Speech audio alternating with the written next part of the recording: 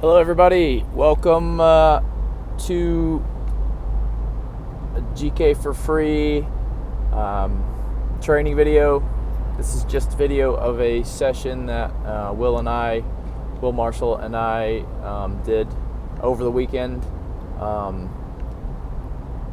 whole idea here was that we would start trying to sort of go a little more in depth into some of the concepts that I've been putting up online. So here you should see a little bit of everything that we've talked about so far. Stuff with our lateral movement, stuff with setting and body shape, stuff with this 3-cone setup that you see here. Now you can see that we're starting to get into some just a little volley and catch. So take note of the setting and the timing in the setting. That's that little up down that we've been talking about, where your body weight kind of comes up and then comes back down. The goal with that is that we're back down on the ground by the time the ball is struck. And again, great habit to get into here is just trying to get our head behind the ball every single time, and with that 3-cone, trying to keep the ball and your head in front of that sort of imaginary line that's created by those 3 cones. Next little bit here, you'll see that we start to get into some lower volleys. I like to call these awkward height volleys. I think they're a great way to kind of check your set height and shape to see if you're actually setting at a height that kind of works for shot stopping. A lot of goalkeepers will go through volley sets where they just kind of stand up and catch, and they're not able to quickly adjust to bend over to deal with a ball like this, or to actually dive. So, if you can't move out of the shape that you're using to catch volleys, then it's probably pretty pointless for you. I know there's a lot of debate out there as to actually why are volleys valuable, and if they're actually valuable. I use them most of the time in sort of a warm-up capacity. Just because it allows us to be really consistent with where the ball goes. I understand it's not super realistic in terms of what you're dealing with in games. Here, this is also just a little bit of a sort of shift out, shift in footwork. This is that whole idea again of as you start to move, the direction that you're starting to move, what actually moves first is your back foot, not the stepping leg, what would normally be your stepping leg. So I put some detailed content about what this lateral movement looks like on my IGTV and on YouTube. Check out those lateral footwork tutorials, but here you get an idea. And again, just we'll get away from the volleys after this, and you'll start to see now we're starting to use that same footwork to deal with a low dive. So shift out, shift in, then trying to wait for the ball's kicked to then shift our feet again. That's actually our footwork into our dive. So again, getting away from sort of stepping with that front leg into your dive and trying to use this little shift where that back foot moves first and your whole body moves over 1 cone into your dive. Also focusing on dropping our head and shoulders forward as low as we can as we shift and prepare to dive low. The other thing here, now you can start to see how this 3-cone works with footwork. So we're starting on that wide cone, basically comes off, I'm not sure that you can see it here in the frame, but there's a ball out there. So we've basically got 3 ball lines that we're going to work on. We're working off 2 of them here. So this wider angle adjustment, for me, the right way to move to get back to the center, unless a player has a ball on their foot, if the ball is traveling and we have to travel, you have to be able to get there quickly. Most coaches would call this crossover footwork, to get from this wide ball line to the central ball line that we're diving from. I've gotten away from that, and I've started trying to use run. Start with all the goalkeepers that I work with, because I think that when you tell them to run from one spot to another spot, I think that really kind of frees them up athletically.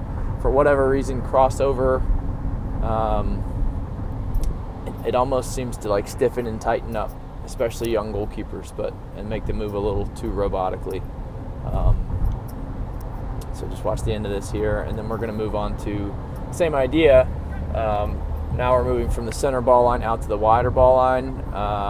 This was supposed to be balls that were forcing a medium height collapse dive. I'm really struggling with my left-footed service here. I don't know if it's because the camera was on or not. I really try to use left foot service on this side of the goal as much as I can. I think it just works better for the goalkeeper than if I'm using right, because if I'm using right and using the inside of my foot, then it's going to curve in towards the goalkeeper and away from the goalkeeper. It just doesn't really seem to work as well. So we do a better job on the other side, but anytime you're doing predictable side diving activities, I think it's always good to kind of say, hey, to the goalkeeper, look, don't cheat too much.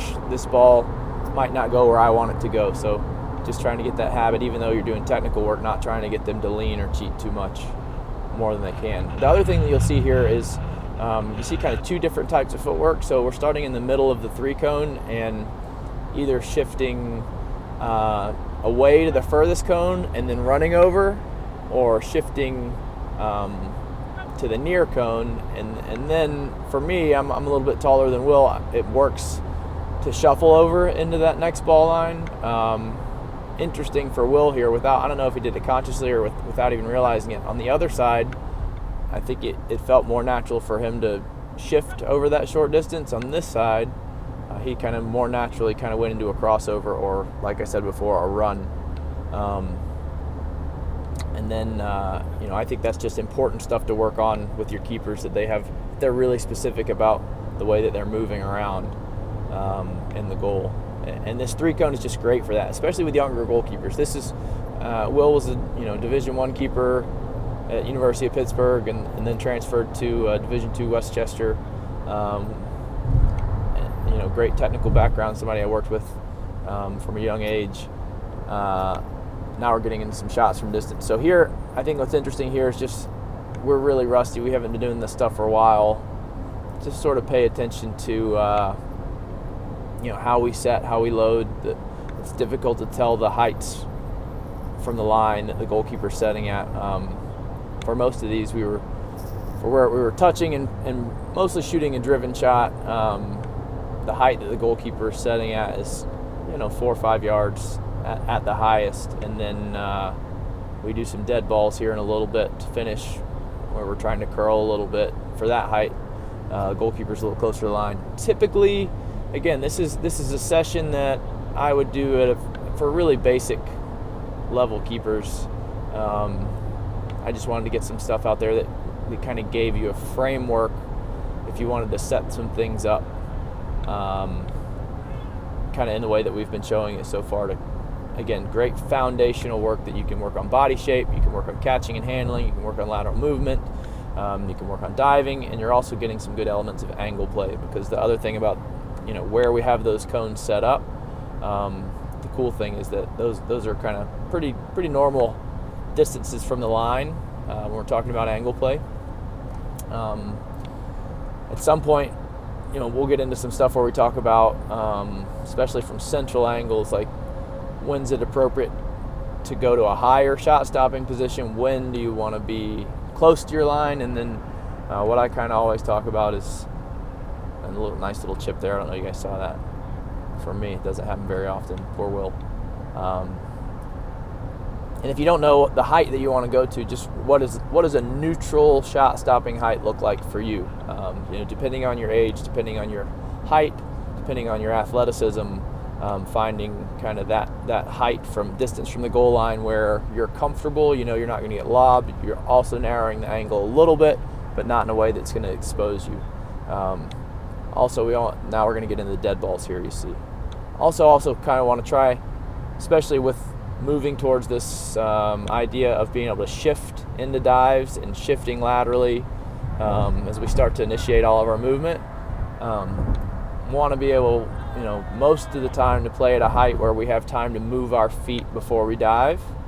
At some point, we'll start talking about closer range shot stopping and, narrowing situations that are kind of maybe developed from 1v1s or slipped in through balls where the goalkeeper's narrowing, and being very specific in those situations about being moments where the goalkeeper does not need to move their feet. They just kind of need to push into the dives from where their feet are. So I actually, something I haven't even talked about at all yet, I think it's really important that a goalkeeper can stand in their set shape and push into a dive without any foot movement at all. And I think that's something that we'll also talk about soon. And even though you don't realize it, that's a big part of all this stuff so far too.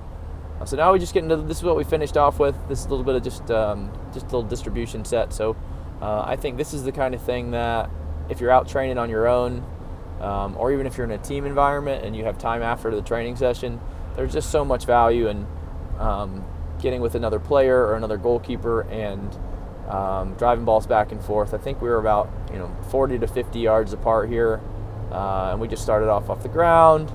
I've always been a big believer that right foot, left foot is so important. You have to be, if you want, especially now the direction the game's gone with having to have a high level of comfort with your distribution, you've got to be able to use both feet. So being able to drive the ball off the ground with your right foot, with your left foot accurately, connecting passes at all ranges. I think kind of most of the time inside of 30 yards, you want, if there's not a target between you and, or not an obstruction between you and the target, you want to be passing with the insides of your feet on the ground. You only want to really use your laces when it's over a longer distance and the ball needs to go in the air.